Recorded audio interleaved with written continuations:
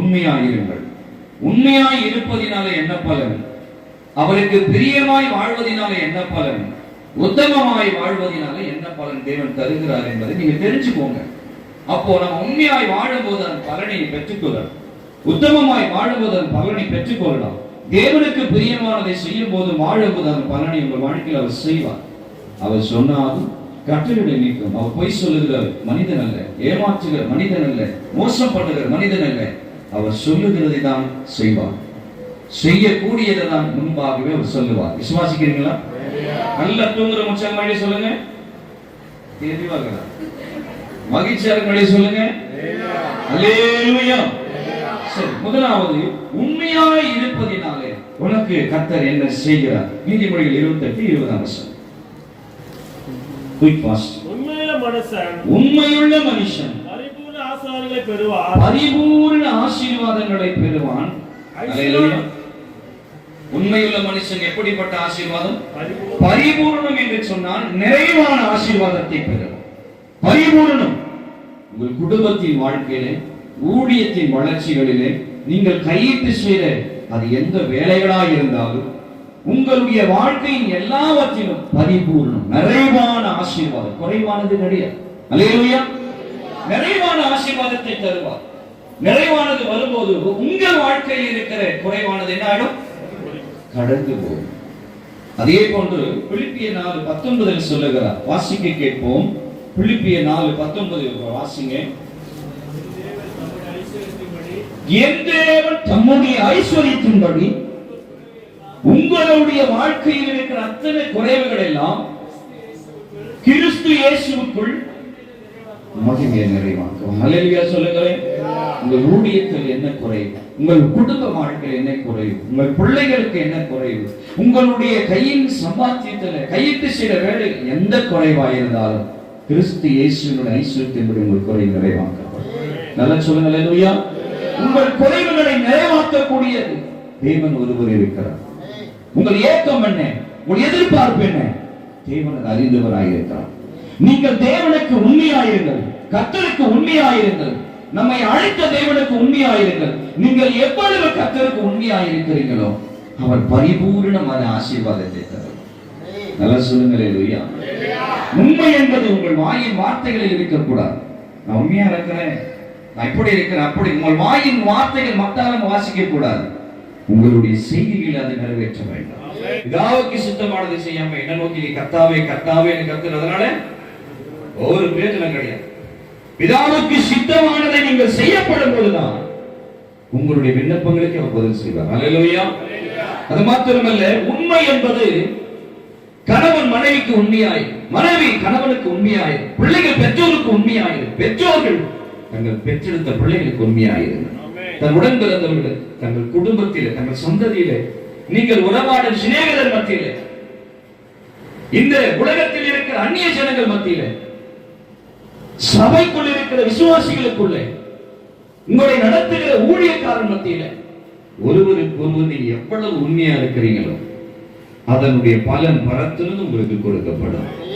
உண்மை இல்லாதவர்கள் மத்தியிலே தேவன் ஆசீர்வாதத்தை கொடுப்பது கூடாத காரியம். நிறைவு இருக்காது. உண்மை இல்லாதவருடைய ஊழியத்திலே, உண்மை இல்லாத குடும்பத்திலே, உண்மை இல்லாத வாழ்க்கையிலே, உண்மை இல்லாத மனுஷனிடத்தில் நிறைவான ஆசீர்வாதம் இருக்காது, குறைவு இருக்கு. வேதம் சொல்கிறது உண்மையுள்ள மனுஷன் பரிபூர்ணமான ஆசீர்வாதத்தை பெற்றுக்கொள்வார். அல்லேலூயா.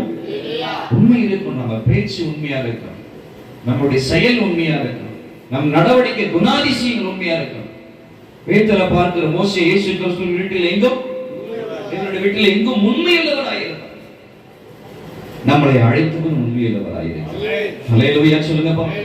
ஆகையினாலே தேவனுடைய பார்வையில் எசேக்கியேல் ராஜா சொல்லுகிறார், ராஜாக்கள் புத்தகத்திலே, அல்லேலூயா, ஆண்டவரே உன் பார்வைக்கு நான் நலமானதை செஞ்சேன், உனக்கு உண்மையும் உத்தமமாய் இருந்தது கொஞ்சம் நினைத்தருளுங்க. நோய்வாய்ப்பட்டு மரண தருவாயில் இருக்கும் பொழுது அவன் சுவரை பார்த்து ஜெபிக்கிறார். ஆண்டவர் உடனே எங்கேயோ போய் கொண்டிருந்த இயேசுவை தீர்க்கதரிசி அனுப்பிட்டு, என் ஜனத்துக்கு அதிபதியாக இருக்கிற எசேக்கியேலிடத்தில் நீ போய் சொல்லு, 15 வருஷம் ஆயுசனை கூட்டி கொடுத்தேன் என்று கருந்தடி சோதரம் பண்ணார். தேவ ஜனங்களே, விசுவாச மக்களே, தேவனால் அழைக்கப்பட்ட பரிசுத்தவான்களாகிய தேவனுடைய ஊழியக்காரர்கள் உங்களுக்கு சொல்லுகிறாயா, நீங்க தேவன் பார்வைக்கு உண்மையா இருந்தா போதும். நீங்க மனுஷங்கிட்ட போய் மோதாச்சு, நான் உண்மையாக இதனால் நான் சொல்லிக் கொள்வது என்னவென்றால், என் ஊரிலே நான் தான் உண்மையானவன். மோலடிக்க வேண்டிய அவசியம், தாளடிக்க வேண்டிய அவசியம். அல்லேலூயா. உன் உத்தமம் தேவன் பார்வையில ஆண்டவரே, உன் பார்வைக்கு நான் நல்லது செஞ்சதை கொஞ்சம் நினைச்சு பாருங்க. உமக்குள் உண்மையா உத்தமமா இருந்த கொஞ்சம் நினைச்சு பாருங்க.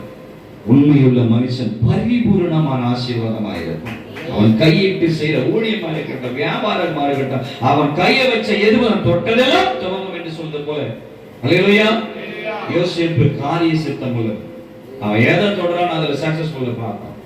உங்களுக்கு நான் சொல்லுகிறேன், தேவ மனுஷங்களாகி விசுவாசிகளாக பொண்ணு இருந்தாலும் பொருள் இல்லாவிட்டாலும், பணம் காசு சொத்து சோகம் ஆஸ்தி அந்தஸ்து சொந்த பந்தம் யாரும் உங்களிடத்தில் இருந்தாலும், கைவிட்டாலும் தள்ளப்பட்டாலும் நிலவுக்கப்பட்ட கல்லா இருந்தாலும் சரி, நீங்க தேவனுக்கு உண்மையா இருங்க. மூளைக்கு தலை தல்லா வைப்பாரு. தேவனுக்கு உண்மையா இருங்க. ஏதோ ஒரு மூளையில் அடையாளம் தெரியாது நீங்க இருக்கலாம். தேவனுக்கு உண்மையா இருந்தீங்கன்னா எல்லோருக்கும் அடையாளமாகும்படி சாட்சியா நிறுத்தி வைக்கலாம். எத்தனை பேர் விசுவாசிக்கிறீங்க? அல்லேலூயா.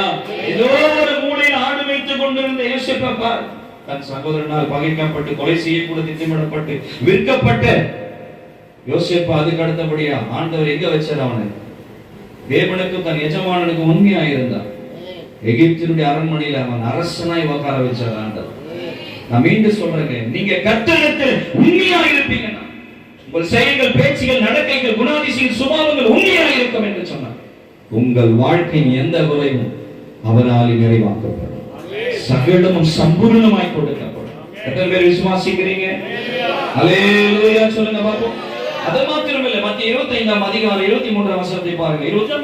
அவனுடைய எஜமான் அவனை நோக்கி, நல்லது உத்தமமும் உண்மையுள்ள ஊழியக்காரனே, நீ கொஞ்சத்துல உண்மையா இருந்தால் அநேகத்தின் மேல் அதிகாரியா வைப்பேன், உன்னை மேன்மைப்படுத்துவேன், உன்னை ராஜாவா உட்கார வைப்பேன், அநேகர் ஆளுகை செய்கிற ஸ்தானத்துல அவன் உட்கார. நீ கொஞ்சத்துல உண்மையா இருந்தான். ஆமென் சொல்லுங்க பாப்போம்.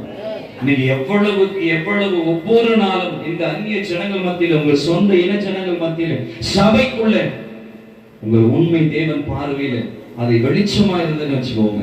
ஆமென். அநேகத்தின் மேல உங்களை அதிகாரியை மேன்மைப்படுத்தி உயரத்துல வைப்பாருங்க. விழுந்து போன வாழ்க்கையில, கட்டப்பட்ட வாழ்க்கையில, குறைவான வாழ்க்கையில, மேன்மையான வாழ்க்கை, உயரமான வாழ்க்கை, அநேகரை ஆளுகை செய்யக்கூடிய அதிகாரத்தில் உங்களை பார்க்கிறார். கொஞ்சத்திலே நீங்கள் எவ்வளவு உண்மையாக இருக்கிறீர்களோ உங்களை மேன்மைப்படுத்தி உயர்த்தி அநேகத்தை அதிகாரியா வைப்பார்கள். நல்லா சொல்லுங்க. அல்லேலூயா. எது வரைக்கும் நான் உண்மையா இருப்பேன்? ஒரு வாரம், ஒரு மாசம், ஒரு வருஷம், கொஞ்ச காலம். ஆனா வேதம் சொல்லி வெளிப்படுத்தின விசேஷம் 2:10 பாருங்களேன். வெளிப்படுத்தின விசேஷம் 2:10, நீங்கள் இனி பட போகிற பாடுகளை குறித்தும், ஒருவேளை இப்பொழுது பட்டுக் கொண்டிருக்கிற பாடுகளை குறித்தும், இனி வரப்போகிற பாடுகளை குறித்து நீங்க எவ்வளவு வேணும் பயப்படக்கூடாது. என் ஊழியக்காரர்களே, விசுவாசி மக்களே, என்ன உபத்திர சோதனை வந்தாலும் பயப்படாதே, உலகத்தை ஜெயித்து ஒரு பட்சத்தில் இருக்க. இதோ நீங்கள் சோதிக்கப்படும் பொருட்டாக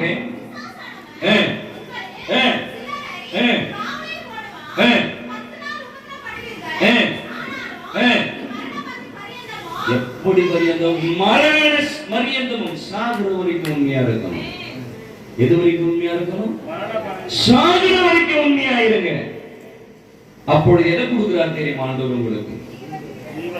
எவரும் அடைய முடியாத, எதை கொடுத்தும் வாங்க முடியாத விலையேறப்பட்ட தன்னிடத்துக்கு ஜீவர்கள் எடுத்து உன் தலைமையில்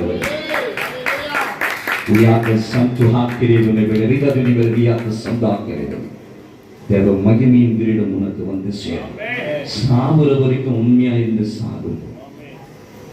இப்ப சென்னை பகுதியில ரொம்ப ஒரு மதிக்கப்படத்தக்க மூத்த ஊழியர்கள் 2 பேர் மரித்தார்கள். ஒன்று டிஜிஎஸ் தினகரன் ஐயா. அவர் வாழ்ந்து அவர் செய்த ஊழியம் உலகமெங்கும் ஒரு அடையாளத்துக்குரியதாக இருக்கிறது நமக்கு தெரியும். அவர் இருந்த பகுதியிலே டிஜிஎஸ் தினகரன் சாலை என்று அரசாங்கத்தில் பதிக்கப்படும் அளவுக்கு ஒரு அடையாளம் பெற்ற ஊழியக்காரராக இருக்கிறார். அதனை சார்ந்து 2வது ஒரு ஊழியக்காரருக்கு அதே ஒரு அடையாளம் கொடுக்கப்பட்டது. யார் சொல்லுங்க? எஸ்ரா சர்குணம். ஐயா அவர்கள் மரித்திருக்கிறார்கள். அவருடைய பேரையே அந்த பகுதியில் எஸ்ரா சர்க்குணம் சாலை என்று சொல்லி அரசாங்கத்தின் அனுமதிப்பட்டு அதை ஜியோ பாஸ் பண்ணியிருக்கிறாங்க. ஹல்லேலூயா சொல்லுங்கப்பா. உண்மை என்பது மரண பரியந்தம் ஒரு கிறிஸ்துவ பிள்ளைகளுக்கும் சரி, அழைக்கப்பட்ட ஊழியக்காரனும் சரி, நீங்கள் மரண பரியந்தம் உண்மைக்காக வாழ்வீங்கன்னா, அந்த பரிசுத்தத்துக்காக தேவன் பார்வையில் உண்மையா இருப்பீங்கன்னு சொன்னார். இந்த உலகத்துக்காக வேஷம் தரிக்க கூடாது, தன் பழைப்புக்காக வேஷம் தரிக்க கூடாது. ஒருவேளை நான் சொல்லுகிற வார்த்தையில கொஞ்சம் கடினமா இருந்தாலும் மன்னிச்சுக்கோங்க. மிக முக்கியம் நம் ஆத்துமா தேற்றப்பட வேண்டும். மிக முக்கியம் தேவனை நாம் சந்திக்க வேண்டும். எதையோ ஒன்று இந்த உலகத்துல செய்து கொண்டு, எதையோ ஒன்று நம் திருப்திக்காக செய்து கொண்டு கடைசியில கைவிடப்படக்கூடாது. அவர் சொல்லுகிற பிரகாரம்படி செய்து ராஜ்யத்துக்குள்ள போய் பிரவேசிக்கும். நல்லா சொல்லுங்க அல்லேலூயா. ஆமென் அல்லேலூயா. ஊழியக்காரனை குறித்து சொல்லுகிறார், நீ ஜெபிக்கும் போது உன்னை கண்டு பிசாசு பயப்படுதுன்னு சந்தோஷப்பட்டுக்காத. மழையை பார்த்து தகர்ந்து போன்னு சொன்ன மகனை தகர்ந்து போனாலும் சரி, அதை குறித்து சந்தோஷப்பட்டுக்காத. தீர்க்கதரிசனம் உடையவனாய், கட்டுகளை உடைக்கிறவனாக, எப்பேற்பட்ட வரங்கள் உடையவனாக கூட நீ எதனால சந்தோஷப்படும் தெரியுமா? எதை குறித்து சந்தோஷப்படும் தெரியுமா? பைபிள் சொல்கிறது, ஜீவ புஸ்தகத்தில் உன் பெயர் எழுதப்பட்டிருக்கு, அதுதான் உனக்கு சந்தோஷம். அல்லேலூயா. நான் இத்தனை சபை கட்டினேன், இதுவல்ல பிரம்மாண்டம் பெருமை. இத்தனை பேர் கட்டுகிறது விடுதலை செய்தேன், இதுவல்ல புகழ்ச்சி. உங்கள் பெயர் ஜீவ புஸ்தகத்தில் இருக்கும், அதுதான் சந்தோஷம். அல்லேலூயா. ஆமென் அல்லேலூயா. நான் உலகம் முழுதும் பிரம்மாண்டமாய் பிரத்யேட்சம் பெற்ற ஒரு ஃபேமஸான அறிமுகமான ஊழியக்காரன் சொல்லிக் கொள்ளுங்க. எத்தனை பேர் இருக்கலாம்? நான் இத்தனை சபை கட்டிருக்கிறேன், அது பெருமை இருக்கலாம். இவ்வளவு ஆயிரக்கணக்கான ஜனங்களை கட்டிருக்கிறாங்க, ரட்சிப்பு இருக்கணும், பெருமை இருக்கலாம். எவ்வளவு பெருமை இருக்கு. ஆனா ஜீவ புஸ்தகத்தில் உங்கள் பேர் இருக்குதா? இருக்குமா? நியாய தீர்ப்பிட, நிச்சயமா நியாய தீர்ப்பிட பரலோகத்தில் உங்களுக்கு ஒரு இடம் இருக்குமா? அது கேள்விக்குறியாதான் இருக்கிறது. அவனவன் செய்கைக்கு தக்கதான பலன் அவரிடத்தில் தான் இருக்கிறது. நல்ல சொல்லுங்க அல்லேலூயா. இரண்டாவது சொல்லுங்கள், கொஞ்சத்தில் உண்மையாயிரு, மரண பரியந்தம் உண்மையாயிரு. மரண பரியந்தம் நீங்கள் உண்மையாய் இருக்கும் போது ஜீவகிரீடம் தருவார். கொஞ்சத்தில் உண்மையாய் இருக்கும் போது அநேகத்தில் உயர்வை தருவார். உண்மையாய் வாழும்போது பரிபூர்ண ஆசீர்வாதத்தை தருவார். அல்லேலூயா சொல்லுவோமா? நல்ல சத்தம் அல்லேலூயா சொல்லுவோமா?